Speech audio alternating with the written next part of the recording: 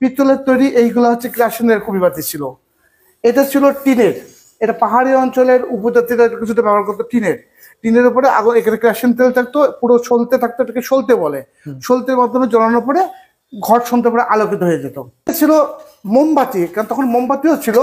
এর মাধ্যমে এইখানে যখন আমি একটা মোমবাতি এখানে বসাতাম, বসানোর পরে এই যে ফাঁক দেখছেন, অন্ধকারের ঘরে অসম্ভব সুন্দর একটা পরিবেশ সৃষ্টি করতো, আলো ছায়া আলো ছায়া। এটা হচ্ছে মেড ইন অস্ট্রেলিয়ার তৈরি।